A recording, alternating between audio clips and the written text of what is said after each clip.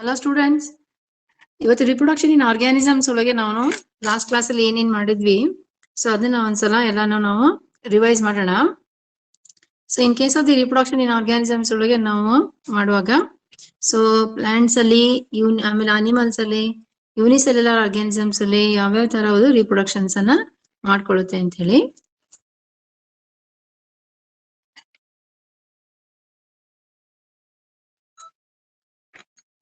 So ಒಂದನೇದಾಗಿ ರಿಪ್ರೊಡಕ್ಷನ್ಸ್ ಇಂದ meaning ಏನು ಅಂತ ಹೇಳಿದೆ ನಾನು ನಿಮ್ಗೆ. ಸೊ ರಿಪ್ರೊಡಕ್ಷನ್ ಏನಿದೆ ಅಂತ ಏನಿದೆ, the organisms produces same type of organisms, that is the ಏನಂತ ಹೇಳ್ತೀವಿ ನಾವು ಅದನ್ನ ರಿಪ್ರೊಡಕ್ಷನ್ಸ್ ಅಂತ ಹೇಳಿ ಕರಿತೀವಿ. ಸೊ ಈ ರಿಪ್ರೊಡಕ್ಷನ್ಸ್ ಇದ್ರಲ್ಲಿ ನಮ್ಗೆ ಯಾವುದೇ ಒಂದು ಆರ್ಗ್ಯಾನಿಸಮ್ಸ್ ನ ನೋಡಿದಾಗ, ಪ್ಲಾಂಟ್ಸ್ ಆಯ್ತು, ಅನಿಮಲ್ಸ್ ಆಯ್ತು, ದೇ ಲಿವ್ಸ್ ಏನಿದೆ for A particular period. So ಏನಿದೆ, ಒಂದು ವರ್ಷಗಳ ಕಾಲಕ್ಕೆಲ್ಲ ಇಂತಿಷ್ಟು ವರ್ಷ ಅಂತ ಬದುಕ್ತವೆ. ಸೊ ಅದಕ್ಕೆ ನಮ್ಗೆ ಎಕ್ಸಾಂಪಲ್ಸ್ ಸಾಮಾನ್ಯವಾಗಿ ನಾವು ಕೆಲವೊಂದು ಎಕ್ಸಾಂಪಲ್ಸ್ ಅನ್ನು ನೋಡಿದಾಗ ಅದಕ್ಕೆ ನಾವು ಹೇಳ್ತೀವಿ ಲೈಫ್ ಸ್ಪ್ಯಾನ್. ಸೊ ಅದು ಹುಟ್ಟಿದಾಗಿನಿಂದ ಅದು ಕೊನೆಯವರೆಗೂ ಎಷ್ಟು ವರ್ಷಗಳ ಕಾಲ ಬದುಕಿರುತ್ತೆ, ಅದಕ್ಕೆ ಏನಂತ ಹೇಳ್ತೀವಿ ನಾವು ಇದನ್ನ ಲೈಫ್ ಸ್ಪ್ಯಾನ್ ಅಂತ ಹೇಳಿ ನಾವು ಕರಿತೀವಿ. ಸಾಮಾನ್ಯ ಕೆಲವೊಂದು ಪ್ರಾಣಿಗಳಿಗೆ ಇಂತಿಷ್ಟು ವರ್ಷಗಳು ಬದುಕುತ್ತೆ ಅಂತ ಹೇಳಿ, ಮನುಷ್ಯನಿಗೆ 100 ವರ್ಷ ಬದುಕ್ತಾನೆ. ಸೊ ಅವನ ಆರೋಗ್ಯದ ಮೇಲೆ ಅದು ಅವಲಂಬಿತ ಆಗಿರುತ್ತೆ. ಕೆಲವರು ನೋಡ್ರಿ 100 ವರ್ಷ ಅಂತ ಹೇಳಿದ್ರೆ, ಕೆಲವರು 60 ವರ್ಷ ಅಂತಾರೆ, ಕೆಲವರು 70 ವರ್ಷ ಅಂತ ಹೇಳ್ತಾರೆ. ಅಂತ ಅಪ್ರಾಕ್ಸಿಮೇಟ್ ಆಗಿ ಏನ್ ಹೇಳ್ತಾರೆ, 100 ವರ್ಷಗಳ ಕಾಲ ಇದೆ ಅಂತ ಹೇಳಿ ನಾವು ಹೇಳ್ತೇವೆ.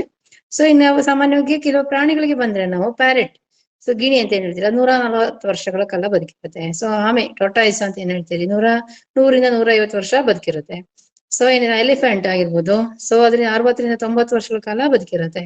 ಸೊ ಹಾಗೇನೆ ನಿಮಗೆ ಆಲದ ಮರ ಅಂತ ಹೇಳಿ ಕರಿತೀರಿ, ಬ್ಯಾನಿಯನ್ ಟ್ರೀ, 200 ವರ್ಷಗಳ ಕಾಲ ಇರುತ್ತೆ. ಸೊ ಹಾಗೆ ಬನಾನಾ ಟ್ರೀ ಅಂತೀರ, 25 ವರ್ಷ ಇರುತ್ತೆ. ಸೊ ಹೀಗೆ ಕೆಲವೊಂದು ನೀವು ಇದ್ರೊಳಗೆ ಬುಕ್ ಅಲ್ಲಿ ನೋಡಿದ್ರೆ ನೀವು ಲೈಫ್ ಸ್ಪ್ಯಾನ್ ಅಂದ್ರೆ ಏನು, ಸೊ ಹುಟ್ಟಿನಿಂದ ಅದು ಎಲ್ಲೂ ಕೊನೆಯವರೆಗೂ ಎಷ್ಟು ವರ್ಷಗಳ ಕಾಲ ಬದುಕಿರುತ್ತೆ ಅನ್ನೋ ಒಂದು ಸಮಯಕ್ಕೆ ನಾವೇನಂತ ಹೇಳ್ತೀವಿ, so how many years it lives from birth to end. So ಅದಕ್ಕೆ ಏನಂತ ಹೇಳ್ತೀವಿ ನಾವನ್ನ ಲೈಫ್ ಸ್ಪ್ಯಾನ್ ಅಂತ ಹೇಳಿ ನಾವನ್ನ ಕರಿತೀವಿ.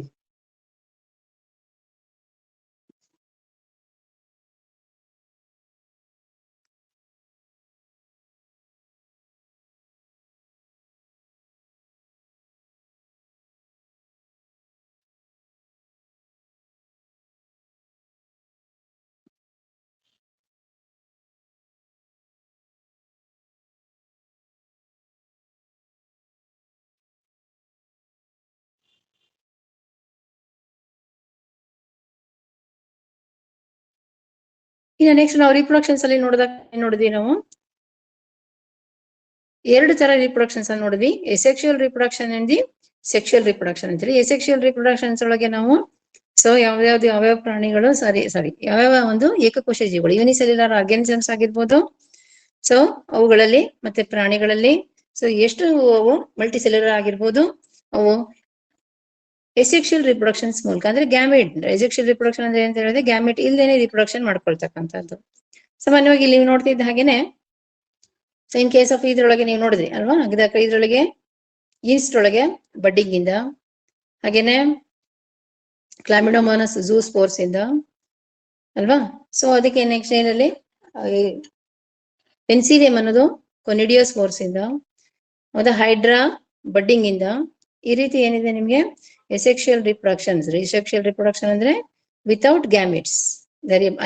Organisms reproduces without gametes, it is the asexual reproduction ಅಂತ ನೆನ್ನೆ ನಮ್ಗೆ ಕ್ಲಾಸ್ ಅಲ್ಲಿ ಹೇಳಿದೆ.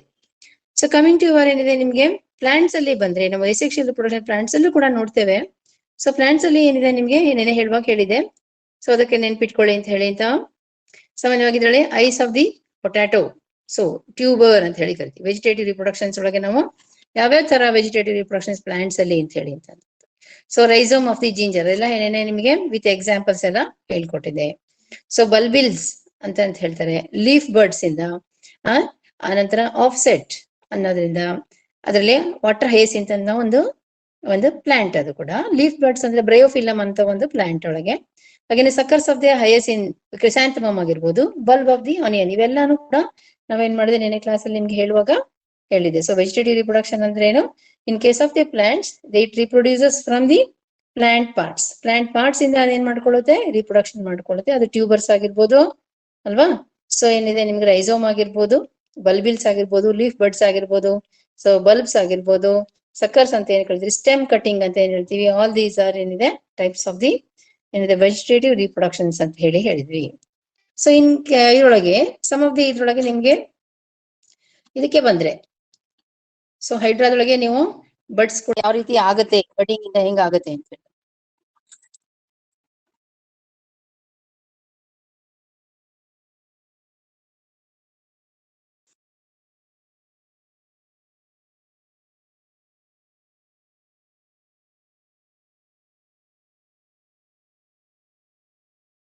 ಸೊ ಇದ್ರೊಳಗೆ ಬಂದ್ರೆ ನಾವು ಸ್ಪಾಂಜಸ್ ಅಲ್ಲಿ ಬಂದ್ರೆ, ಸೊ ಅಲ್ಲಿ ಕೂಡ ನಾವ್ ಏನ್ ಮಾಡ್ತೀವಿ, ಜೆಮ್ಯೂಲ್ಸ್ ಅಂತ ಹೇಳಿ ಕರಿತೇವೆ.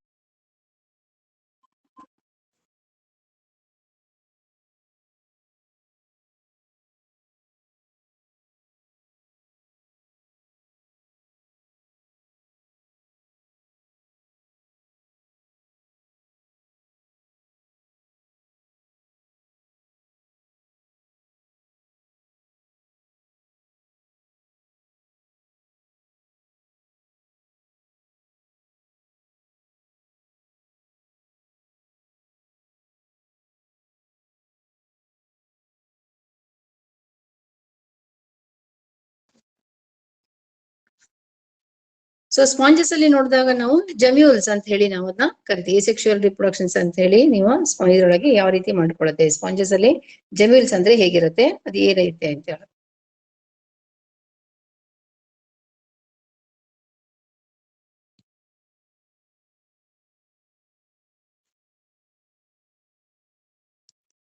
ಸೊ ಇಲ್ಲಿ ನೋಡ್ತಾ ಇದ್ದೀರಾ ನೀವು, ಸೊ ಇಲ್ಲಿ ದಿಸ್ ಇಸ್ ದಿ ಒಳಗೆ ಸ್ಪಾಂಜ್ ಒಳಗಡೆ, ಬಾಡಿ ಒಳಗಡೆ ಹೇಗಿರುತ್ತೆ ಸ್ಪಾಂಜ್ ಅಂದ್ರೆ, ನೀವು ಸೈಕಾನ್ ಅಂತ ಹೇಳಿ ನನ್ಗೆಲ್ಲ ಇದರೊಳಗೆ ಹೇಳ್ಕೊಟ್ಟಿದ್ದೀನಿ ಫೈಲ್ ಪೋರಿಫೆರ ಮಾಡುವಾಗ ನೀವು ಫಸ್ಟ್ ಇಯರ್ ನಲ್ಲಿ.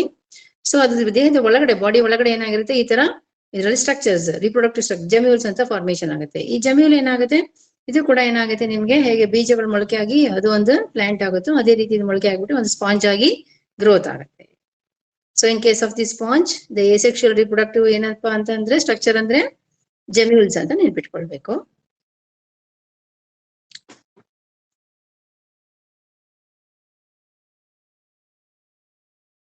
ಕಮಿಂಗ್ ಟು ಅವರ್ ಏನಿದೆ ನಾನು ನಿಮ್ಗೆ ಹೇಳ್ತಾ ಇದ್ದೆ. ಸೊ ಇದ್ರೊಳಗೆ ಪ್ಲಾಂಟ್ಸ್ ಒಳಗೆ ವೆಜಿಟೇಟಿವ್ ರಿಪ್ರೊಡಕ್ಷನ್ಸ್ ಒಳಗೆ ನಿಮ್ಗೆ ರನ್ನರ್ ಅಂದ್ರೆ ಏನು ಅಂತ ಹೇಳಿ ಅಂತ ಕೆಲವೊಂದು ನೀವು ನೋಡಿರ್ತೀರ, ಹುಲ್ಲಿಂದು ಗಿಡಗಳು. ಸೊ ಅಲ್ವಾ, ನಿಮಗೆ ಗರಿಕೆ ಅಂತೀರ, ಹುಲ್ಲು ಅಂತ ಹೇಳ್ತೀರಿ. ಸೊ ಅದು ನೀವು ನೋಡಿದಾಗ ಹೆಂಗ್ ಅದೆಲ್ಲ ಹೇಗೆ ಹಬ್ಕೊಂತ ಹೋಗ್ತಾ ಇರತ್ತೆ. So that is mainly because ಏನಾಗಿದೆ, ಇಲ್ಲಿ ಕಾಣಿಸ್ತಾ ಇದೆ ನಿಮ್ಗೆ. ಸೊ ಇಲ್ಲಿ ಏನಾಗುತ್ತೆ ನಿಮ್ಗೆ, ರನ್ನರ್ ಅಂತ ಕರಿತೀವಿ. ಏನಿದೆ ಇದು ಸ್ಟ್ರಾಬೆರಿ ಪ್ಲಾಂಟ್ ಇದು. ಸೊ ಒಂದು ಎಕ್ಸಾಂಪಲ್, ರನ್ನರ್ ಅಂದ್ರೆ ಏನಪ್ಪಾ ಅಂದ್ರೆ ಅದು ಸ್ಟೆಮ್ ಏನಾಗ್ತಾ ಹೋಗುತ್ತೆ,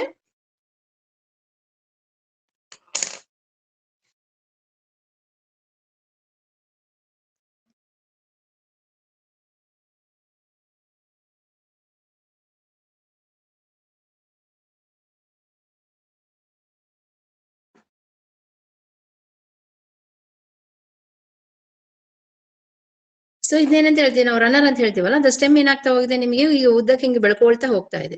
ರನ್ನರ್ ಅಂದ್ರೆ ಓಡುವಾಗ ನೀವ್ ಏನ್ ಮಾಡ್ತೀರಾ, ಸೀದಾ ಹೀಗೆ ಓಡ್ತಿರ್ತಲ್ವಾ, ಅದೇ ರೀತಿಯಾಗಿ ಏನಾಗ್ತಾ ಇರುತ್ತೆ. ಸೊ ಅದು ಕಾಂಡ ಏನಾಗಿರುತ್ತೆ ನಿಮ್ಗೆ ಹಬ್ಕೊಳ್ತಾ ಹೋಗ್ತಾ ಇರುತ್ತೆ. ಕಾಂಡ ಯಾವಾಗ್ಲೂ ಭೂಮಿಯಿಂದ ಮೇಲ್ಕೆ ಇರುತ್ತೆ.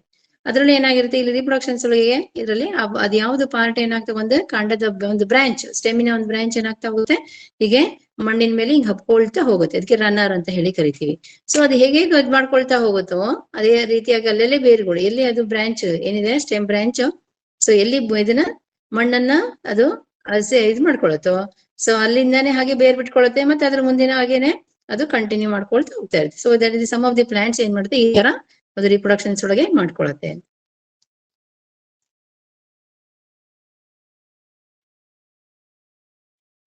ಕಮಿಂಗ್ ಟು ಆಫ್ಸೆಟ್ ಅಂತ ಹೇಳಿದೆ.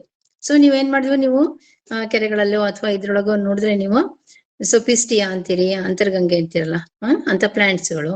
ಆಮೇಲೆ ವಾಟರ್ ಹಯಸಿಂತ್ ಅಂತ ಏನ್ ಹೇಳ್ತೀವಿ. ಸೊ ಅವೇನ್ ಮಾಡ್ತಾ ಹೋಗುತ್ತೆ, ಸೊ ಇದ್ರೊಳಗೆ ಅವು ಇದ್ರ ಸ್ಟೆಮಿನ ಒಂದು ಬ್ರಾಂಚ್ ಅನ್ನ ಮಾಡ್ಕೊಳ್ತಾ ಹೋಗುತ್ತೆ. ಆದ್ರೆ ಹಾಗೇನೆ ಏನ್ ಮಾಡ್ತಾ ಇರುತ್ತೆ, ಅದು ಒಂದ್ ಕಡೆಯಿಂದ ಹೋಗೇನೆ ಹಬ್ಕೊಳ್ತಾ ಹೋಗ್ತಾ ಇರುತ್ತೆ. ಸೊ ದಟ್ ಈಸ್ ದಿ ಏನಿದೆ ನಿಮ್ಗೆ, ಅದನ್ನ ವಾಟರ್ ಹಯಸಿಂತ್ ಆಗಿರ್ಬೋದು. ಅವೆಲ್ಲ ಆಫ್ಸೆಟ್ ಅಂತಕ್ಕಂಥ ಒಂದು ಪಾರ್ಟ್, ಇದರಿಂದ type of the reproduction, asexual reproductions, vegetative reproductions ಅಂತ ಏನ್ ಹೇಳ್ತೀವಿ, ಆಫ್ಸೆಟ್ ಅಂತ ಕರಿತೀವಿ. ಈಗ ರನ್ನರ್ ಅಂದ್ರೆ ಏನು ಗೊತ್ತಾಯ್ತು, ಆಫ್ಸೆಟ್ ಅಂದ್ರೆ ಏನು ಅಂತ ಗೊತ್ತಾಯ್ತು. ಈಗ ಇದು ಸೇವಂತಿಗೆ ಗಿಡ, ಕ್ರಿಸಾಂಥಮಮ್ ಅಂದ್ರೆ ಸೇವಂತಿಗೆ ಗಿಡ ಅಂತ ಹೇಳಿ ಕರಿತೀವಿ. ಸಕ್ಕರ್ಸ್ ಅಂತ ಹೇಳಿ ಕರಿತೀವಿ. ಸೊ ಅದೇನ್ ಮಾಡುತ್ತೆ, ನೀವು ಒಂದು ಗಿಡ ಹಚ್ಬಿಟ್ರೆ ಸಾಕು, ಅದು ಸುತ್ತಲೂ ಹಾಗೆ ಅಲ್ಲೇನೆ ಹಬ್ಕೊಳ್ತಾ ಇರುತ್ತೆ. So mainly because of the ಅದ್ರದ್ದು ಸ್ಟೆಮ್ಮಿನ ಒಂದು ಬ್ರಾಂಚ್ ಏನಾಗ್ತಾ ಹೋಗಿರುತ್ತೆ, ಅದು ಮಣ್ಣಿನ ಮೇಲೆ ಹಾಗೇನೆ ಹಬ್ಕೊಳ್ತಾ ಹೋಗ್ತಾ ಇರುತ್ತೆ. ಅದೆಲ್ಲಿ ಹಬ್ಕೊಳ್ತಾ ಹೋಗುತ್ತೋ ಹಾಗೇನೆ ಅದೇನ್ ಮಾಡ್ತಾ ಇರುತ್ತೆ, ಬೇರುಗಳನ್ನ ಮಾಡ್ಕೊಳ್ತಾ ಹೋಗ್ತಾ ಇರುತ್ತೆ. ಹಾಗೇನೆ ಅದು ಏನ್ ಮಾಡುತ್ತೆ, ತನ್ನ ಇದನ್ನ ಪ್ಲಾಂಟ್ಸ್ ಅನ್ನ ನಂಬರ್ ಆಫ್ ದಿ ಪ್ಲಾಂಟ್ಸ್ ಏನಾಗ್ತಾ ಹೋಗುತ್ತೆ ಹಾಗೇನೆ ಅದು ಹೆಚ್ಚಿಗೆ ಮಾಡ್ಕೊಳ್ತಾ ಹೋಗುತ್ತೆ. So that is the one thing ಏನಾಯ್ತು ನಿಮ್ಗೆ ಅಬೌಟ್ ದಿ ಸಕ್ಕರ್ ಅಂದ್ರೆ ಏನು ಅಂತ ಗೊತ್ತಾಯ್ತು. ಸೊ ವೆಜಿಟೇಟಿವ್ ರಿಪ್ರೊಡಕ್ಷನ್ಸ್ ಒಳಗೆ ನಿಮ್ಗೆ ಟ್ಯೂಬರ್ಸ್ ಇವನ್ನೆಲ್ಲ ಹೇಗೆ ಹೇಳಿದ್ನೋ, ಬಲ್ಬ್ಸ್, ಆನಿಯನ್ ಬಲ್ಬ್ಸ್ ಅಂತ ಇಲ್ಲಿ ನೋಡ್ತಾ ಇದೀರಿ. So bulbs of the onion. So ಏನ್ ಮಾಡ್ತೀವಿ ನಾವು, ನೇರವಾಗಿ ನೀರುಳ್ಳಿಯನ್ನ ಬೆಳೆಸಬೇಕು ಅಂದ್ರೆ ಆಗ ಇದನ್ನೇ ಬಲ್ಬ್ ಅನ್ನೇ ನಾವು ಅದ್ರೊಳಗೆ ಹಾಕ್ತೇವೆ. ಸೊ ಬಲ್ಬ್ ಅಂತ ಯಾಕೆ ಹೇಳ್ತೇವೆ ಅಂದ್ರೆ ಅದು ಸ್ಟ್ರಕ್ಚರ್ ಬಲ್ಬ್ ತರ ಕಾಣಿಸುತ್ತೆ ನಮಗೆ. ನಾವೇನ್ ಮನೆಯಲ್ಲಿ ಯೂಸ್ ಮಾಡ್ತೀವಲ್ಲ ಬಲ್ಬ್, ಆ ರೀತಿ ಕಾಣಿಸೋದಕ್ಕೆ ಅದನ್ನ ಬಲ್ಬ್ ಅಂತ ಹೇಳಿ ನಾವು ಅದನ್ನ ಕರಿತೇವೆ. ಸೊ ಇವಾಗ ಗೊತ್ತಾಯ್ತಲ್ಲ ನಿಮ್ಗೆ. In case of the vegetative reproductions ಒಳಗೆ ರೈಸೋಮ್, ಟ್ಯೂಬರ್ಸ್ ಇದಲ್ದೇನೆ ರನ್ನರ್ ಇಂದ ಕೆಲವು ಪ್ಲಾಂಟ್ಸ್ ಗಳು, ಹಾಗೇನೆ ಆಫ್ಸೆಟ್ ಇಂದ ಕೆಲವು ಪ್ಲಾಂಟ್ಸ್, ಹಾಗೇನೆ ಸಕ್ಕರ್ಸ್ ಇಂದ ಕೆಲವು ಪ್ಲಾಂಟ್ಸ್, ಸೊ ಹಾಗೇನೆ ಆನಿಯನ್ ಅನ್ನೋದು ಬಲ್ಬ್ಸ್ ಇಂದ ಈ ರೀತಿ ಅವು ತಮ್ಮ ರಿಪ್ರೊಡಕ್ಷನ್ಸ್ ಅನ್ನ ಮಾಡ್ಕೊಳ್ಳುತ್ತೆ ಅಂತ ಹೇಳಿ.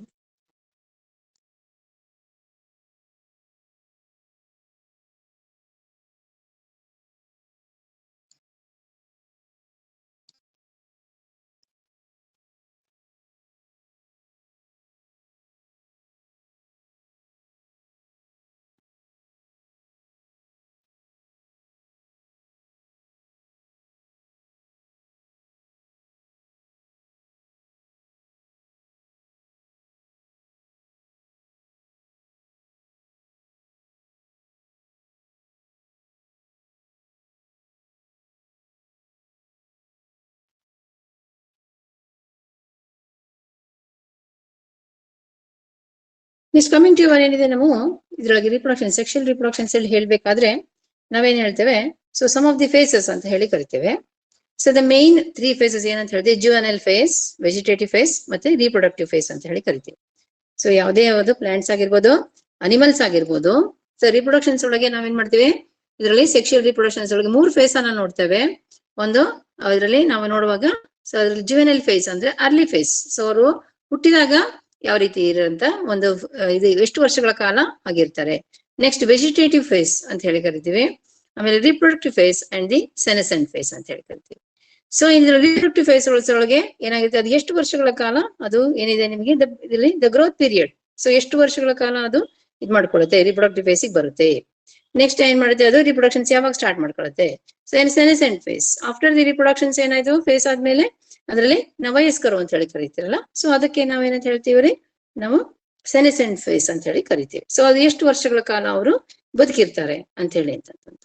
ಸೊ ಏನಿದೆ ನಿಮ್ಗೆ ಅರ್ಲಿ ಫೇಸ್, ಜುವೆನೈಲ್ ಫೇಸ್ ಅಂದ್ರೆ ಅರ್ಲಿ ಫೇಸ್. ಮನುಷ್ಯ ಪ್ರಾಣಿಗಳಲ್ಲಿ ನೋಡಿದಾಗ ನಾವೇನಂತೀವಿ, ಇನ್ ಅನಿಮಲ್ಸ್ ಏನಿದೆ ನಿಮ್ಗೆ the early phase, the from the it is the growth period from birth to ಏನಿದೆ ಮೆಚುರಿಟಿ. ಸೊ ಅದು ಮೆಚುರಿಟಿ ಆಗೋ ತನಕ, ಪ್ರಾಯಕ್ಕೆ ಬರೋ ತನಕ ಇರುವಂತಹ ಒಂದು ಅವಧಿ ಏನು, ಎಷ್ಟು ವರ್ಷಗಳ ಕಾಲ ಅದು ತಗೊಳುತ್ತೆ, ಅದನ್ನ ನಾವು ಜುವೆನೈಲ್ ಫೇಸ್ ಅಂತ ಕರಿತೀವಿ. ಹುಟ್ಟಿದಾಗಿಂದ ಒಂದು ಪ್ರಾಯಕ್ಕೆ ಮೆಚುರಿಟಿಗೆ ಬರೋವರೆಗೂ ಇರ್ತಕ್ಕಂತಹ ಒಂದು ಗ್ರೋತ್ ಪೀರಿಯಡ್. ಅದೇ ಇನ್ ಕೇಸ್ ಆಫ್ ದಿ ನಾವು ಇದಕ್ಕೆ ಬಂದ್ರೆ ಪ್ಲಾಂಟ್ಸ್ ಅಲ್ಲಿ ನಾವೇನ್ ಹೇಳ್ತೀವಿ, ಅದನ್ನ ವೆಜಿಟೇಟಿವ್ ಫೇಸ್ ಅಂತ ಹೇಳಿ ಕರಿತೀವಿ.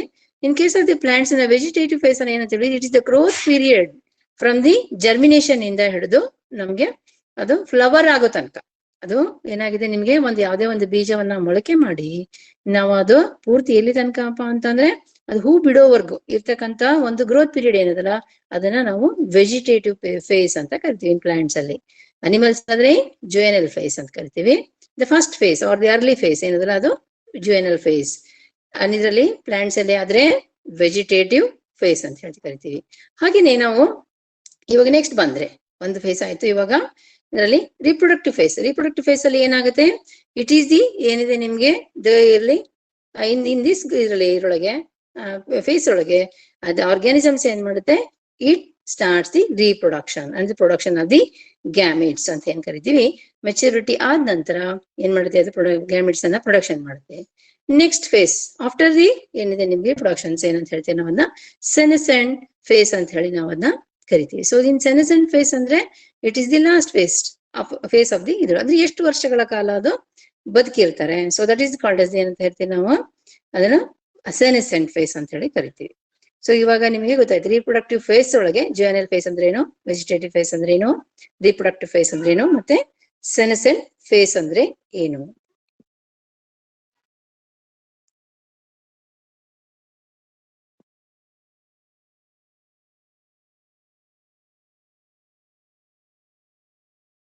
ನೆಕ್ಸ್ಟ್ ಇವಾಗ ನಾವು ಇದಕ್ಕೆ ಬಂದ್ರೆ ನಾವು ಪ್ಲಾಂಟ್ಸ್ ಅಲ್ಲಿ ಬಂದಾಗ so based on the life span ಅಂದ್ರೆ ಏನ್ ಹೇಳಿದೆ, ಎಷ್ಟು ವರ್ಷಗಳ ಕಾಲ ಅದು ಯಾವುದೇ ಸಸ್ಯ ಆಗಿದ್ರು ಅಥವಾ ಪ್ರಾಣಿ ಆಗಿರ್ಬೋದು, ಹುಟ್ಟಿದಾಗಿಂದ ಅದು ಎಷ್ಟು ವರ್ಷಗಳ ಕಾಲ ಬದುಕಿರುತ್ತೆ ಅದನ್ನೇ ಲೈಫ್ ಸ್ಪ್ಯಾನ್ ಅಂತ ಹೇಳ್ತೀವಿ ನಾವು. ಸೊ ಕೆಲವು ಸಸ್ಯಗಳು ಪ್ಲಾಂಟ್ಸ್ ಅಲ್ಲಿ ನೋಡಿದಾಗ ನಾವು ಲೈಫ್ ಸ್ಪ್ಯಾನ್ ಹೆಂಗಿರುತ್ತಪ್ಪ, ಆನ್ಯುವಲ್ಸ್ ಅಂತ ಕರಿತೀವಿ. ಆನ್ಯುವಲ್ಸ್ ಅಂದ್ರೆ ವಾರ್ಷಿಕ ಸಸ್ಯಗಳು, ಒಂದು ವರ್ಷಗಳ ಕಾಲ ಮಾತ್ರ ಅವು ಏನಾಗಿರ್ತವೆ, ಬದುಕಿರ್ತವೆ ಅಲ್ವಾ. ಸೊ ಇನ್ನು ಭತ್ತ ಆಗಿರ್ಬೋದು, ರಾಗಿ, ಗೋಧಿ, ಜೋಳ ಇಂಥವೆಲ್ಲ ಏನಾಗಿರುತ್ತೆ, ಸೊ ಒಂದು ವರ್ಷಗಳ ಕಾಲ ತನಕ ಮಾತ್ರ ಅವು ಏನ್ ಮಾಡ್ತಾವೆ, ಅಷ್ಟರೊಳಗೆ ಅದು ಲೈಫ್ ಸ್ಪ್ಯಾನ್ ಅನ್ನ ಕಂಪ್ಲೀಟ್ ಮಾಡ್ಕೊಂಡ್ಬಿಡ್ತಾವೆ. ಅಷ್ಟರೊಳಗೆ ಅವು ಏನ್ ಮಾಡ್ತೇವೆ, ಮೊಳಕೆ ಆಗುತ್ತೆ, ಬೆಳವಣಿಗೆ ಆಗುತ್ತೆ, ಹೂ ಬಿಡುತ್ತೆ. ಹಾಗೇನೆ ಅದು ಏನಾಗುತ್ತೆ, ಬೆಳೆಗಳು ನಿಮಗೆ ಕಾಳುಗಳನ್ನಾಯ್ತು ಅದನ್ನ ನಿಮಗೆ ಇದ್ ಮಾಡ್ಕೊಳ್ತವೆ ಬೆಳೆದನ್ನ.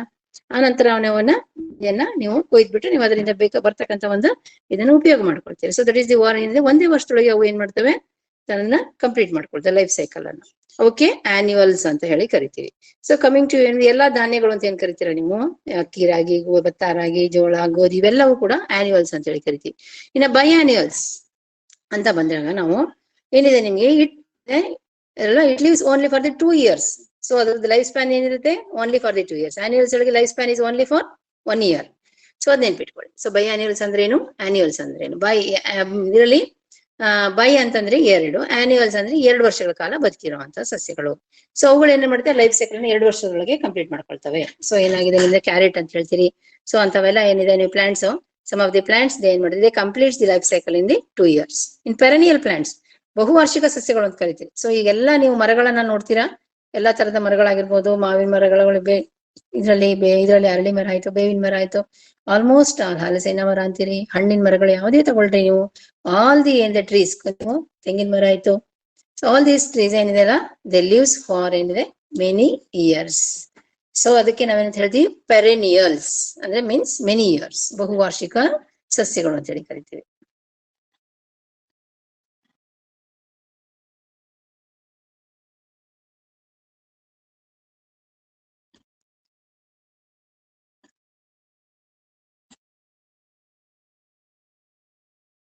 ನೆಕ್ಸ್ಟ್ ಕಮಿಂಗ್ ಟು ಇಯರ್ ಏನಿದೆ ನಿಮ್ಗೆ ಪ್ಲಾಂಟ್ಸ್, ಸ್ಪೆಷಲ್ ಪ್ಲಾಂಟ್ಸ್ ಅಂತ ಹೇಳ್ತೀವಿ.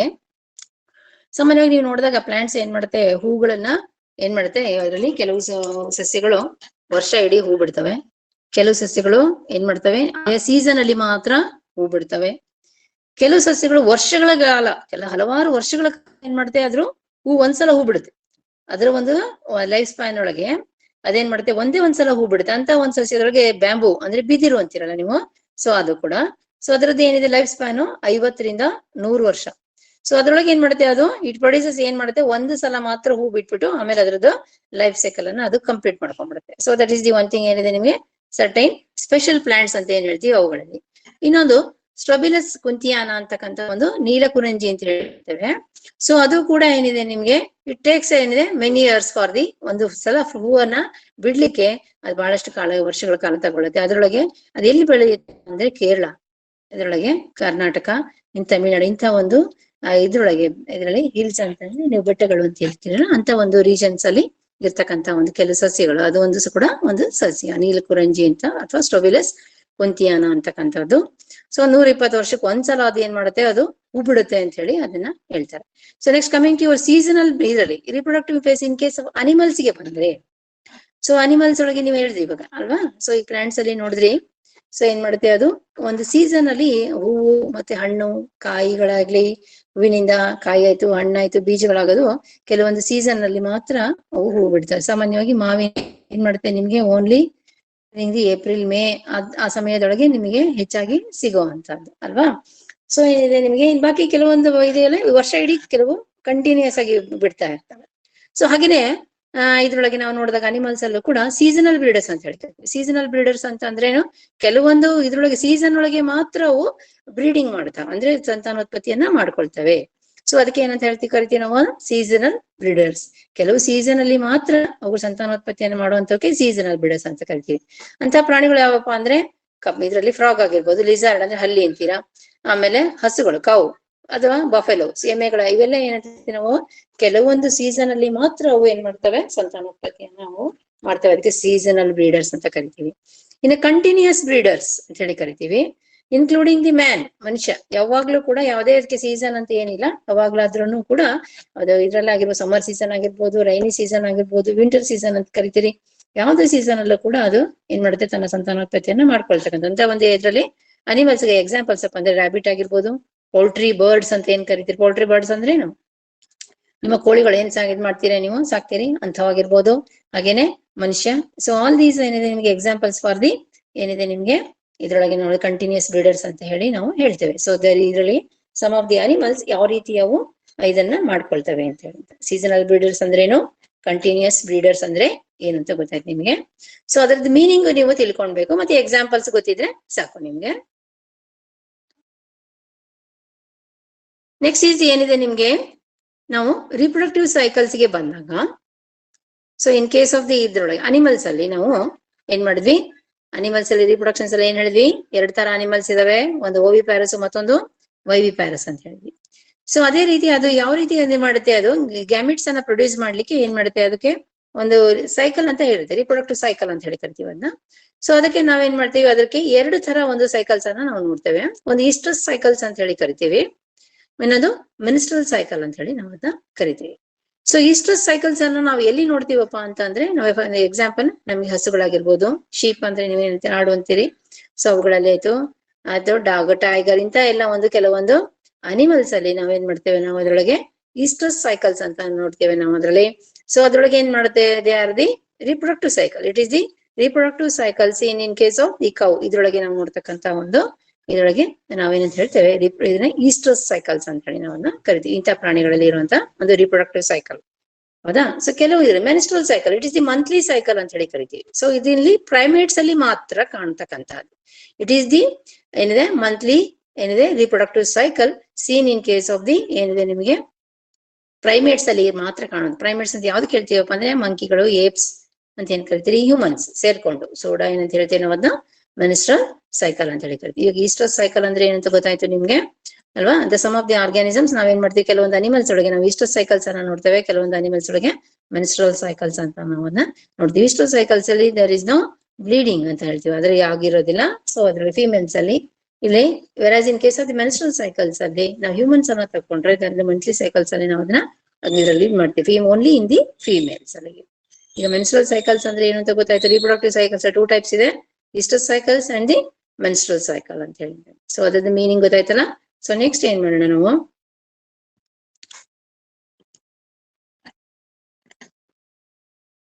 ಸೊ ಕಮಿಂಗ್ ಟು ಯುವರ್ ಏನಿದೆ ನಿಮ್ಗೆ,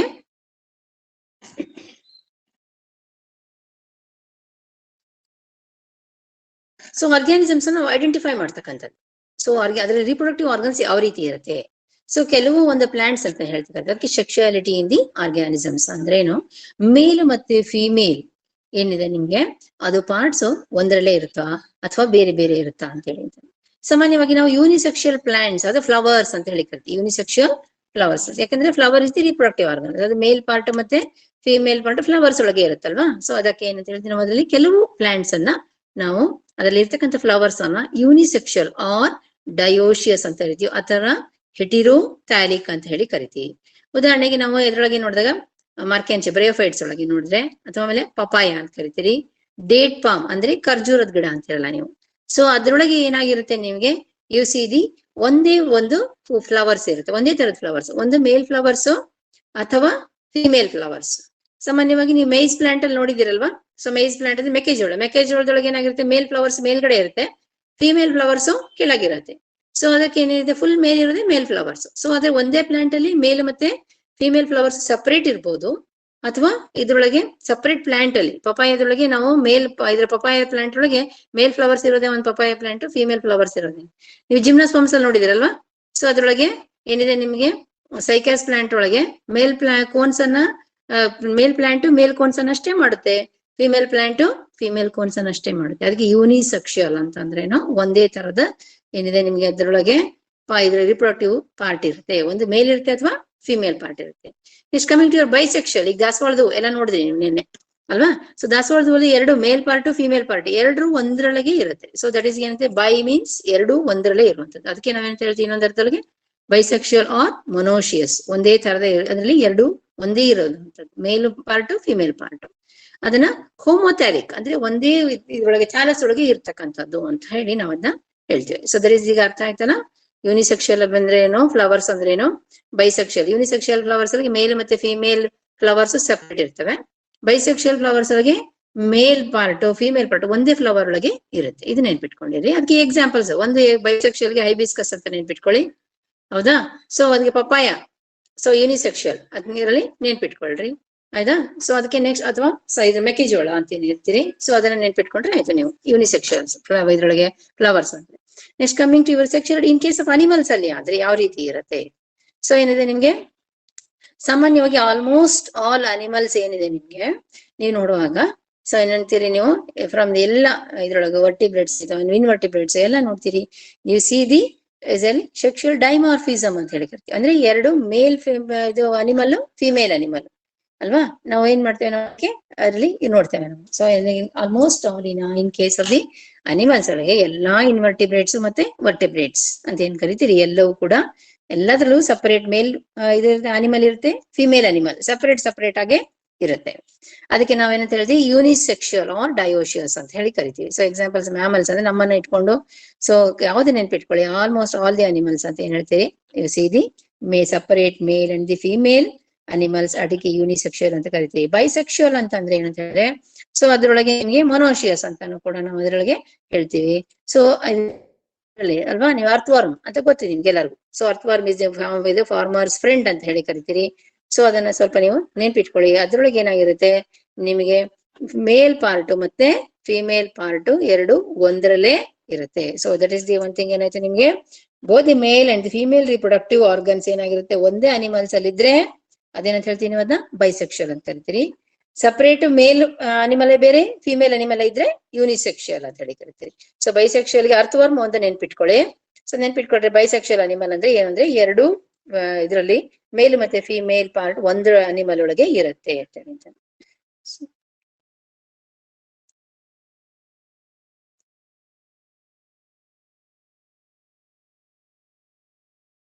ಕಮಿಂಗ್ ಟು ಯುವರ್ ಏನಾಯ್ತು ನಿಮ್ಗೆ, ನಮಗೆ ಫರ್ಟಿಲೈಸೇಷನ್ ಇದ್ರೊಳಗೆ ಹೇಳ್ಬೇಕಾದ್ರೆ ಅಲ್ವಾ.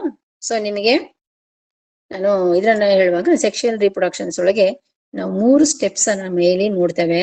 ಒಂದೇದು ಏನ್ ಹೇಳಿದೆ ನಿಮ್ಗೆ, pre fertilisation, fertilisation and the post fertilisation events ಅಂತ ಹೇಳಿ ಕರಿತೀವಿ ಅಲ್ಲ, ಅಥವಾ ಸ್ಟೆಪ್ಸ್ ಅಂತ ಹೇಳಿ ಒಂದೇನೆ.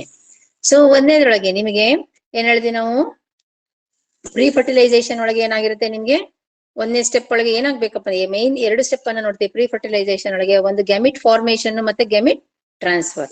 ಗ್ಯಾಮಿಟ್ ಫಾರ್ಮೇಶನ್ ಗೆ ನಾವು ಮೇಲ್ ಮತ್ತೆ ಫಿಮೇಲ್ ಗ್ಯಾಮಿಟ್ ಫಾರ್ಮೇಶನ್ ಆಗ್ಬೇಕು. ಅದಾದ್ಮೇಲೆ ಏನಾಗುತ್ತೆ ನಿಮ್ಗೆ, ಗ್ಯಾಮಿಟ್ ಟ್ರಾನ್ಸ್ಫರ್ ಆಗ್ಬೇಕು. ಸೊ ಗ್ಯಾಮಿಟ್ ಟ್ರಾನ್ಸ್ಫರ್ ಅಂದ್ರೆ supply of the gametes. So ಅದು ಎಲ್ಲಿ ತಯಾರಾಗುತ್ತೋ ಅಲ್ಲಿಂದ ಏನಾಗ್ಬೇಕು, ಅದು ಒಂದು ಇದಕ್ಕೆ ಮೇಲ್ ಪ್ಲಾಂಟ್ಸ್ ಅಲ್ಲಿ ಏನಿದೆ ನಿಮ್ಗೆ ಗ್ಯಾಮಿಟ್ ತಯಾರಾಗಿತ್ತಂದ್ರೆ ಅದು ಏನಾಗ್ಬೇಕು, ಫಿಮೇಲ್ ಗ್ಯಾಮಿಟ್ ಎಲ್ಲಿರುತ್ತೋ ಅಲ್ಲಿಗೆ ರೀಚ್ ಆಗ್ಬೇಕು. ಅದಕ್ಕೆ ನಾವೇನಂತ ಹೇಳ್ತೀವಿ, ಗ್ಯಾಮಿಟ್ ಟ್ರಾನ್ಸ್ಫರ್ ಅಂತ ಹೇಳಿ ಕರಿತೀವಿ. ಸೊ ಅಲ್ವಾ. ಸೊ ಅದಕ್ಕೆ ನಿಮಿಷ ಆಲ್ಗೆ ಅಥವಾ ಫಂಗೈ ಒಳಗೆ ಆದ್ರೆ, ಸೊ ಏನಿದೆ ನಿಮ್ಗೆ ದ ಗ್ಯಾಮಿಟ್ಸ್ ಏನಾಗಿರುತ್ತೆ, ದೇ ಆರ್ ಮೊಟೈಲ್. ಸೊ ಅಂದ್ರೆ ನಾವು ಚಲಿಸ್ತಾ ಇರ್ತವೆ. ಸೊ ಅದಕ್ಕೆ ಏನಾಗಿದೆ ನಿಮ್ಗೆ, ನೀರಿನೊಳಗೆ ಇದ್ ಮಾಡ್ಕೊಳ್ಳೋದ್ರಿಂದ ಸೊ ಅದ್ರೊಳಗೆ ಸಹ ಏನಾಗುತ್ತೆ, ಅಥವಾ ಇದರಲ್ಲಿ ಗಾಳಿ ಆಗಿರ್ಬೋದು ಅಥವಾ ನೀರಿನೊಳಗೆ ಏನಾಗಿರುತ್ತೆ, ಅವುಗಳ ಒಂದು ಗ್ಯಾಮಿಟ್ಸ್ ಟ್ರಾನ್ಸ್ಫರ್ ಆಗ್ಲಿಕ್ಕೆ ಓಕೆ ಸಹಾಯ ಮಾಡ್ಕೊಳ್ತಾರೆ. ಇನ್ ಕೇಸ್ ಆಫ್ ದಿ ಬಯೋಫೈಟ್ಸ್ ಆಗಿದ್ರೆ ದ ವಾಟರ್ ಏನ್ ಮಾಡುತ್ತೆ, the mainly helps in the ಇದ್ರೊಳಗೆ ಆ 2 ಗ್ಯಾಮಿಟ್ಸ್ ಅನ್ನ ಸಪ್ಲೈ ಮಾಡ್ಲಿಕ್ಕೆ ಸಹಾಯ ಮಾಡುತ್ತೆ. So in case of the gymnosperms, so ಅಲ್ಲಿ ಏನಾಗಿರುತ್ತೆ ನಿಮ್ಗೆ ಯೂಸಿದೀನಿ ಅಲ್ವಾ. ಸೊ ಏನೇ ದ ಓವ್ಯೂಲ್ ಆಗಿರುತ್ತೆ, it is not covered with the fruit. ಅದಕ್ಕೆ ನಾವೇನಂತ ಹೇಳ್ತೀವಿ ಅಂದ್ರೆ ಜಿಮ್ನೋಸ್ಪರ್ಮ್ಸ್ ಅಂತ ಹೇಳಿ. ಬೀಜಗಳು ಹಣ್ಣಿನ ಕವಚವನ್ನ ಹೊಂದಿರೋದಿಲ್ಲ, ಬೀಜಗಳು ಏನಾಗಿರುತ್ತೆ ಓಪನ್ ಆಗಿ ಇರ್ತವೆ. ಸೊ ಅವಾಗ ಏನಾಗಿರುತ್ತೆ ನಿಮ್ಗೆ, ದ ಪೋಲನ್ ಗ್ರೈನ್ಸ್ ಏನಾಗುತ್ತೆ, ಏನಾದ್ರೂ ಅದು ಓವಿಲ್ಸ್ ಮೇಲೆ ಬಂದಾಗ ಸೊ ಅದು ಇಮಿಡಿಯೇಟ್ಲಿ ಸೊ ಅದೇನಾಗುತ್ತೆ ನಿಮ್ಗೆ ಫರ್ಟಿಲೈಸೇಷನ್ ಆಗ್ಲಿಕ್ಕೆ ಸಹಾಯ ಆಗುತ್ತೆ. ಸೊ ಏನಿದೆ ನಿಮ್ಗೆ ಅದ್ರ ಜಿಮ್ನೋಸ್ಪರ್ಮ್ಸ್ ಅಲ್ಲಿ ಆಗುವಂಥದ್ದು. ಇನ್ ಕೇಸ್ ಆಫ್ ದಿ ಆಂಜಿಯೋಸ್ಪರ್ಮ್ಸ್ ಏನಿದೆ ನಿಮ್ಗೆ ಹೇಳಿದ್ದೇನೆ, ನಮ್ಗೆ ಗ್ಯಾಮಿಟ್ ಟ್ರಾನ್ಸ್ಫರ್ ಹೇಗಾಗುತ್ತೆ, ಪಾಲಿನೇಷನ್ ಇಂದ ಆಗುತ್ತೆ. ಅದು ಏನಾಗಿರ್ಬೋದು, ಬಟರ್ಫ್ಲೈಸ್ ಇಂದ ಆಗಿರ್ಬೋದು, ವಿಂಡ್ ಇಂದ ಆಗಿರ್ಬೋದು ಅಲ್ವಾ. ಸೊ ಹಾಗೆ ವಾಟರ್ ಇಂದ ಆಗಿರ್ಬೋದು. ಸೊ ಇವೆಲ್ಲವೂ ಏನ್ ಮಾಡ್ತವೆ ನಿಮ್ಗೆ, ಪಾಲಿನೇಷನ್ಗೆ ಹೆಲ್ಪ್ ಮಾಡ್ತವೆ. ಅಂದ್ರೆ ಪೋಲನ್ ಗ್ರೈನ್ಸ್ ಅನ್ನ ಏನಾಗಿದೆ ನಿಮ್ಗೆ ಸ್ಟೇಮನ್ಸ್ ಇಂದ ಸ್ಟಿಗ್ಮಾಗೆ ಅದು ರೀಚ್ ಆಗ್ಲಿಕ್ಕೆ ಸಹಾಯ ಮಾಡ್ತವೆ. ನೆಕ್ಸ್ಟ್ ಕಮಿಂಗ್ ಟು ಯುವರ್ ಏನಾಗಿದೆ ನಿಮ್ಗೆ, ಆಫ್ಟರ್ ದಿ ಏನಾಯ್ತು ನಿಮ್ಗೆ, ಈ ರೀತಿ ಗ್ಯಾಮಿಟ್ ಫಾರ್ಮೇಶನ್ ಆಯ್ತು, ಗ್ಯಾಮಿಟ್ ಟ್ರಾನ್ಸ್ಫರ್ ಆಯ್ತು ಇದರಲ್ಲಿ. ಸೊ ಆಮೇಲೆ ಏನಾಗ್ಬೇಕು ನೆಕ್ಸ್ಟ್ ನಿಮಗೆ ಪ್ಲಾಂಟ್ಸ್ ಒಳಗೆ ನೋಡಿದಾಗ ನಾವು ಅದಕ್ಕೆ ಫರ್ಟಿಲೈಸೇಷನ್ ಅಂತ ಹೇಳಿ ಕರಿತೀವಿ. ಸೊ ಫರ್ಟಿಲೈಸೇಷನ್ ಅಂದ್ರೆ fusion of the male and the female gamete and it forms the zygote. ಅದಕ್ಕೆ ಏನಂತ ಹೇಳ್ತೀವಿ, ಅದನ್ನ ಫರ್ಟಿಲೈಸೇಷನ್ ಅಂತ ಕರಿತೀವಿ. ಸೊ ಇದ್ರೊಳಗೆ ನಾವು ನೋಡಿದಾಗ ದ ಫರ್ಟಿಲೈಸೇಷನ್ಸ್ ಅನ್ನ ನಾವು ಇದರೊಳಗೆ ಅನಿಮಲ್ಸ್ ಅಲ್ಲಿ ನೋಡಿದ್ರೆ ಇದು ಪ್ಲಾಂಟ್ಸ್ ಅಲ್ಲಿ ನಿಮ್ಗೆ ಏನಾಯ್ತು, ಫರ್ಟಿಲೈಸೇಷನ್ ಪಾಲಿನೇಷನ್ ಆದ್ಮೇಲೆ ಫರ್ಟಿಲೈಸೇಷನ್ ಏನಾಗುತ್ತೆ, ಸೇಮ್ ಇದರಲ್ಲಿ ಪೋಲನ್ ಗ್ರೈನ್ಸ್ ಯಾವಾಗ ಇದರಲ್ಲಿ ಸ್ಟಿಗ್ಮಾದಿಂದ ಅದು ರೀಚ್ ಆಗ್ಬಿಟ್ಟು ಇದಾಗುತ್ತೋ ಅದೇನ್ ಮಾಡುತ್ತೆ ನಿಮ್ಗೆ ಫರ್ಟಿಲೈಸೇಷನ್ ಗೆ ಹೆಲ್ಪ್ ಮಾಡುತ್ತೆ ಅಂತ ಹೇಳಿ ಅಂತಂದ್ರೆ.